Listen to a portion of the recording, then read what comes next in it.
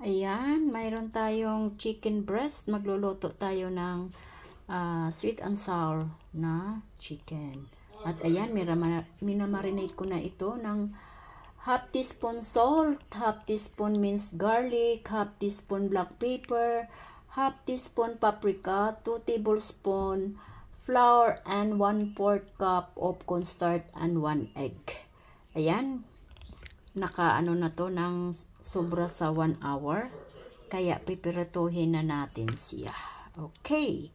Kaya ayan, ready na to siya. Ayan na siya. Naka-fried na siya. Kaya katapos natin mag-fried, isusunod na natin yung sunod na gagawin natin. Ayan na siya, oh. Babaliktarin na natin yan siya mamaya. Ayan, binaliktad na natin siya. Okay, at yan may space pa siya. Lalagyan natin ng panibago. Ayan, second batch natin siya. At malapit na rin natin baliktarin. Ayan, second batch na natin to siya. Okay. Ay, ayan na yung mga spices na. Mga spices natin. Capsicum, 2 kulay, pula at yellow. Sibuyas, bawang, 3 tablespoon of vinegar, 1 tablespoon of soy sauce, 2 tablespoon sugar, and mayroon tayong pineapple chunk. Gamitin natin yung tubig niyan at ihahalo natin dito sa measuring cup natin. At mayroon tayong ketchup. Yan, banana sauce, Japran banana.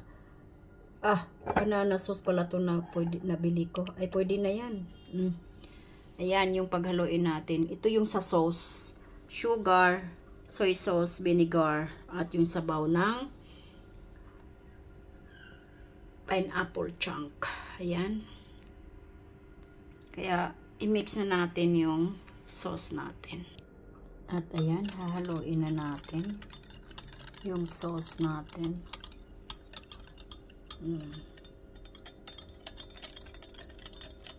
Yung halong-halo talaga siya.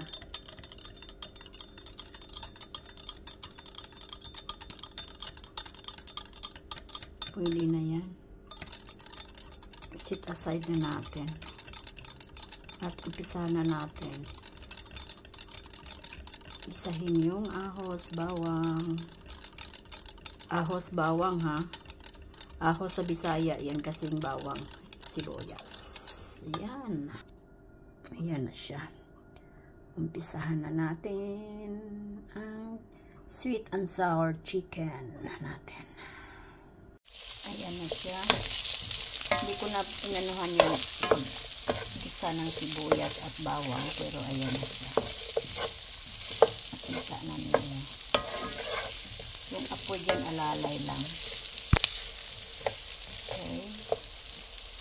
Ayan, ilalagay na natin yung sauce natin.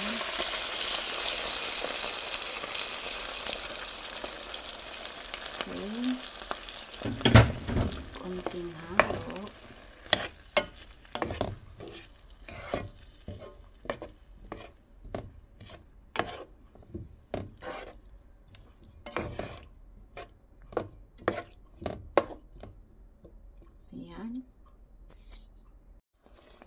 Ayan, nilagay na natin yung pineapple chunk.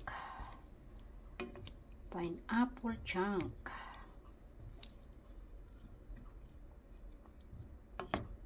Pakuluan lang natin ng mga 1 minute.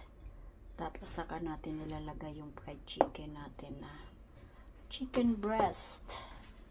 Okay. Ayan, nilalagay na natin yung manok natin. Ayan. O, diba?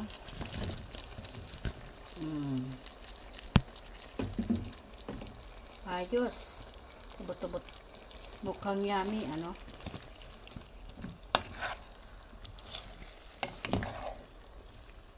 Ayan. Ulam ng anak ko to.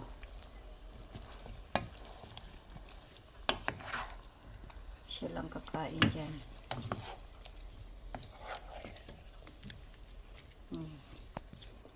i-absorb muna natin yung sauce niya. Ayan na siya. Nag-absorb na yung sauce natin. At yan, tama na sa timpla. Nilagyan na natin ng konting black pepper, konting asin. At ayan na siya. Okay. At mayroon tayong ilagay sa ibabaw. Okay. Yan lang. Ayan, mix na siya. Kaya ilalagyan na natin siya ng lalagyan natin ng ayan, sesame seeds. Ayan, done. Ayan na yung finished product natin. Yummy, yummy. O, diba? Yummy.